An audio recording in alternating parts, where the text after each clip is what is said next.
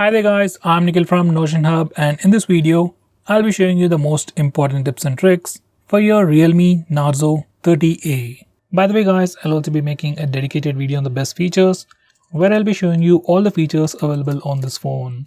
So definitely check out that video, link will be in the description.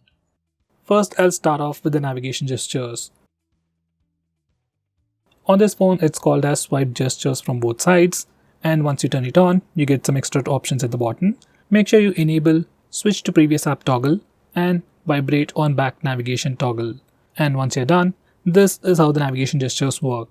To go home, you can swipe from the bottom of the screen. For recent apps, you can swipe and hold. Now to go back a step, you can swipe from the left side or the right side and it takes back a step. For Google Assistant, you can swipe from the bottom left corner or bottom right corner diagonally to trigger Google Assistant.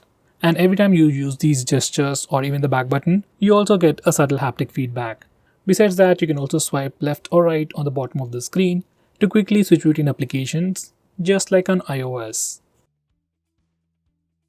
Next, we have a new gesture called icon pull down gesture.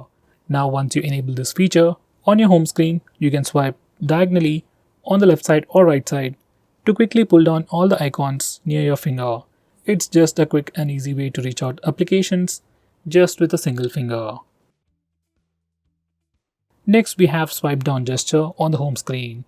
By default, it is set to search or global search. Once you do a swipe down gesture, you can search for application names or even contacts directly from your home screen. I personally suggest you to change it to notification drawer. Once you do that, you can do a swipe down gesture to pull down the notification bar, which I think is much more helpful. Next, we have dark mode.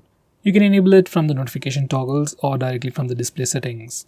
And once you enable the dark mode, all the system UI elements change to dark mode.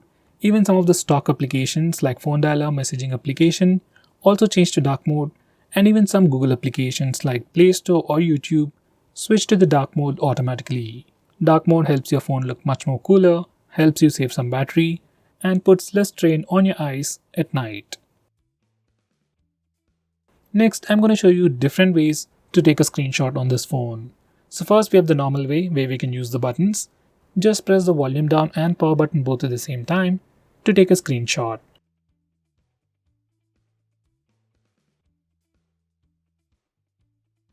Next, we have 3-finger screenshot gesture. Now this feature is enabled by default. To take a screenshot, you can just swipe down using 3 fingers and your phone will take a screenshot. It's just like pressing the buttons, but instead of pressing the buttons, you just need to swipe down using 3 fingers and your phone will take a screenshot. Personally, this is my favorite way to take a screenshot. Next, I'm going to show you how to take a long screenshot. For that, first take a regular screenshot and then click on the preview. Now select scroll. Now you need to scroll the page. And once you're done, you'll get a long screenshot. Finally, we have partial screenshot. To take a partial screenshot, just place 3 fingers on the screen for a second and then slowly swipe down. Once you do that, you'll get a preview window and then take a partial screenshot. You can also resize this preview window to get an accurate screenshot. Next, we have some quick shortcuts whenever you take a screenshot. So every time you take a screenshot, whether it's with the buttons or the gesture, you get a preview on the screen and you can swipe that preview up to share that screenshot, and you can swipe it down to take a long screenshot. You can also swipe the preview to the side to dismiss it. Next, I'm going to show you how to disable lock screen magazine, or you might even call it dynamic wallpaper on the lock screen. First, here's a quick preview of the lock screen, and every time you lock your phone or every time you come to the lock screen, we see a different wallpaper. Some people like it, some people don't, especially I personally don't like it. So if you're like me and if you want to disable it, this is how you can disable it from settings. And now, here's the lock screen once again. And no matter how many times you come to the lock screen, we will have a fixed wallpaper. Next, I'm going to show you how to trigger Google Assistant with the power button. Just enable this toggle and now press and hold the power button to trigger Google Assistant. If you press and hold the power button longer, we will see the power options. If you are using navigation gestures, this is pretty useful. Next, we have some important screen off gestures. We have things like double tap to wake. We can also draw a note to open the camera application. Next, we can draw a V to turn on the flash. We also have more like music controls and custom shortcuts, but most of the time I just draw V to turn on the flash, and to turn it off we can press the power button. Next, we have a pretty cool shortcut to start or open split screen mode. This feature is enabled by default. Just make sure this particular toggle is enabled, and if it is enabled, you can just swipe up using 3 fingers to open the current application in a split screen mode. Some of the applications will not support this feature. With that said, most of the applications, especially third-party applications, do support split screen mode. Next, I'm going to show you digital well-being. Now this is a feature from Google and you can find it in settings. This feature analyzes your phone's usage and gives you a complete report. It shows you how many times you've unlocked your phone, how many notifications you've got, how much time you're using your phone, and which apps you're using the most. So with all this information, you can know your usage, and you can also limit your usage using this feature, which is a pretty cool thing. So let's say if you don't want to watch videos on YouTube for more than 1 hour in a day, we can put up such restrictions using this feature. Next, we have wind down. This is another feature from Google, which will help you sleep faster at night.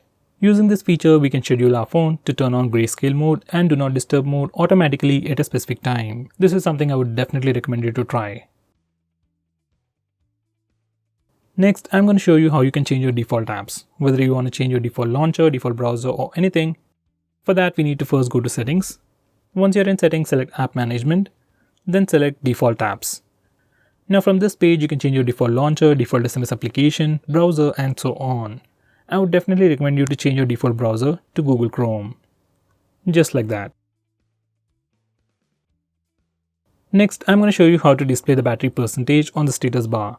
For that, go to settings, then select notification and status bar, and then enable this toggle. Once you do that, we can see the battery percentage on the status bar.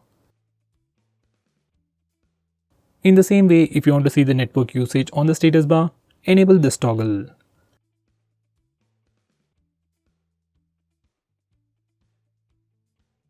Next, I'm going to show you how to display the RAM information on the recent apps page. For that, go to settings, then select additional settings, and now enable this toggle.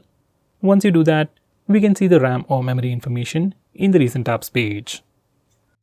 Next, I'm going to show you how to record the screen on your phone.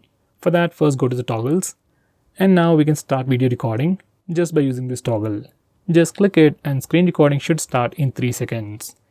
If your phone asks for any permissions, just grant them all. Next, I'm going to show you how to stop applications from automatically restarting in the background. For that, you need to first open Phone Manager. You can find it on the home screen or in your app drawer. Once you open it up, select Privacy Permissions, then select Startup Manager. Now from this page, we can start or stop applications from automatically restarting in the background. Personally, I'll enable this toggle for apps like Truecaller, WhatsApp, or Instagram, and disable it for everything else. So guys, these are the most important tips and tricks for your phone. If I missed out on anything important, do let me know by commenting below this video, and definitely check out my video on best features. Link will be in the description. Now with that said, if you're planning to buy this phone, please use the link in the description. It always helps the channel. If you want us to make any specific video, tweet out to us with the hashtag AskGreedyTech on Twitter and we will try to make it as soon as possible. I'm Nikhil from GreedyTech signing off. Have a nice day.